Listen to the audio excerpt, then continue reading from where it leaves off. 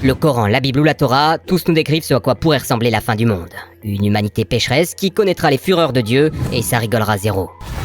Heureusement, on a tout lu et on vous explique étape par étape comment survivre au jugement dernier. À quoi ressemblera la fin du monde selon les chrétiens? L'Apocalypse. C'est le dernier livre du Nouveau Testament. La fin de notre monde racontée à travers une vision. Croyez-moi, vous n'êtes pas prêts. Dieu est au paradis, sur son trône entouré d'arc-en-ciel. Autour, 24 autres petits trônes. Un lion, un taureau, un humain et un aigle apparaissent. Ils ont 6 ailes et sont couverts d'yeux de la tête aux pieds. Ils chantent continuellement « Saint, Saint est le Seigneur Dieu souverain, qui était, qui est, qui vient. Le jugement dernier approche. » Dieu sort un parchemin sur lequel il y a 7 sceaux. Il le donne à un agneau mourant avec 7 cornes et 7 yeux. C'est la forme finale de Jésus, mort en croix. Les sceaux seront brisés un par l'agneau. Les 4 premiers libèrent les cavaliers de l'Apocalypse. La conquête, la guerre, la famine et la maladie qui vont exterminer un quart de la population. Le dernier cavalier, Thanatos, c'est le plus dangereux. Il est lié à la fois à la mort, à la peste, aux bêtes sauvages et il est suivi des enfers. Le mieux c'est encore de s'isoler dans un bunker avec plein de provisions et un filtre à air pour éviter les effets de la pestilence. Pendant ce temps au ciel, l'agneau brise le 5e sceau, faisant apparaître les âmes de tous les martyrs. Maintenant, vous avez des fantômes dans le bunker, c'est crépi mais pas dangereux. Profitez-en, parce que le 6e sceau déclenche un séisme qui déplace toutes les îles et toutes les montagnes,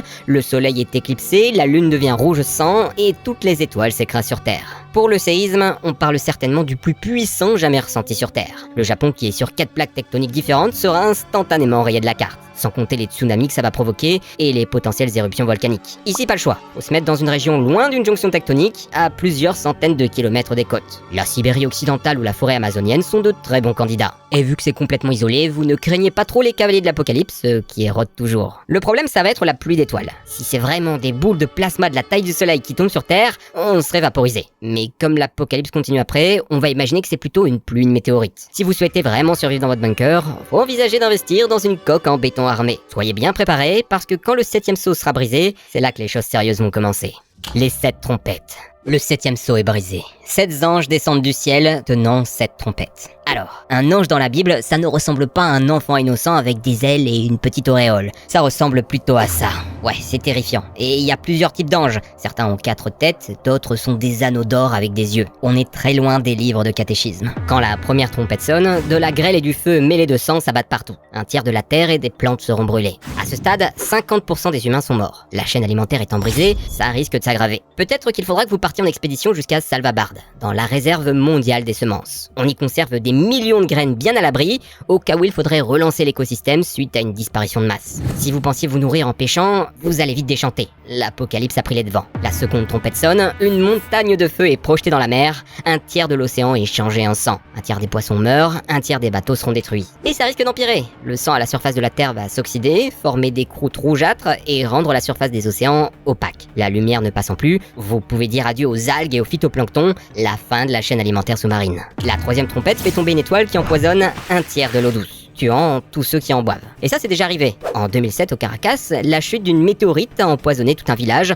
en contaminant les nappes phréatiques. Ces objets célestes peuvent en effet contenir des poisons venus de l'espace, arsenic, mercure, cadmium, etc. La quatrième trompette assombrit le ciel en faisant perdre aux astres un tiers de leur lumière. Un peu ce qui s'est passé avec les dinosaures quand d'épais nuages de poussière ont condamné la Terre à un hiver nucléaire. J'espère à ce stade que vous avez des boîtes de conserve et un bon radiateur. Bon, faisons le point.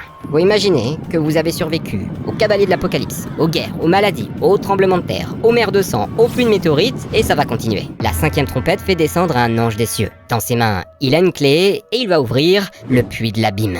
Il va s'en sortir une fumée qui va assombrir la terre, puis une horde de sauterelles s'abattra sur l'humanité. Mais attention, ce sont des sauterelles de l'Apocalypse. Elles ont des visages humains, de longs cheveux, des armures et des couronnes, le tout avec des dents de lion et des dards de scorpion. Elles vont attaquer tous les humains en leur infligeant des piqûres qui les feront se tordre de douleur, au point de souhaiter mourir. Sauf que ça serait impossible. Dieu, là, vous a rendu immortel, condamné à souffrir pendant 5 mois entiers, jusqu'à ce que la prochaine trompette sonne.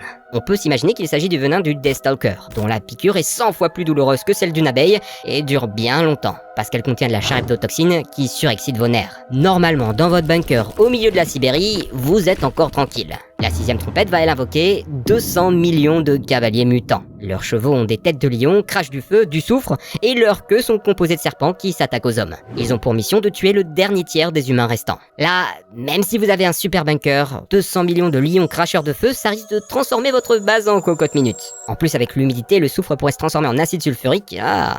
La seule option, c'est de prier que les cavaliers en aient marre de vous et décident d'aller tuer d'autres gens. Dans le doute, construisez plusieurs bunkers en béton les uns dans les autres, histoire de gagner un peu de temps. Vous entendrez alors la 7e et dernière trompette, annonçant la fin des tortures. Désormais, place à l'ultime courroux. Les 7 fléaux.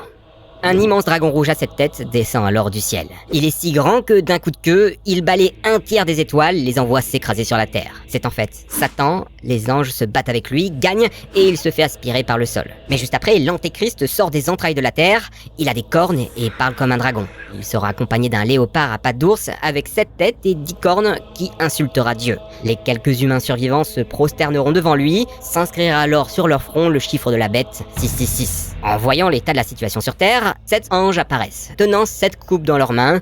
Ce sont les 7 derniers fléaux. Quand ils versent la première coupe, toutes les personnes marquées du signe de la bête voient leur estomac exploser. La 2e et la 3e coupe finissent de changer les océans et les rivières en sang, tuant tout ce qui s'y trouve. À ce stade, il reste plus grand chose, mais ils préfèrent finir le travail. Pour vous, dans le bunker, c'est pas complètement foutu. Vous pouvez transformer le sang en eau en la passant à la centrifugeuse, puis en distillant le plasma pour récupérer l'eau. Si ça vous dégoûte, pensez à ce qui vous attend dehors. La 4e coupe ordonne au soleil de mettre tous les humains en feu. Puis la 5e va recouvrir le monde de ténèbres, tellement douloureux que vous allez vous mordre la langue jusqu'au sang. La 6e coupe est un peu bizarre, elle fait tarir l'Euphrate, puis force les bêtes à cracher des grenouilles qui vont chercher tous les rois humains encore en vie pour les préparer à la bataille finale, l'Armageddon. Parce qu'apparemment, il reste encore des gens en vie. Enfin, la dernière coupe déclenche le plus puissant des tremblements de terre. Toutes les villes et tous les pays s'écroulent, les îles et les montagnes qui restent disparaissent. Bon, là franchement, à ce stade, trouvez-vous une navette spatiale et fuyez, hein. Ça sert plus à rien de rester au sol. Et dépêchez-vous parce qu'en même temps, il y a des grêlons de 50 kilos qui s'abattent du ciel. Ça risque de vous empêcher de décoller. Il faut savoir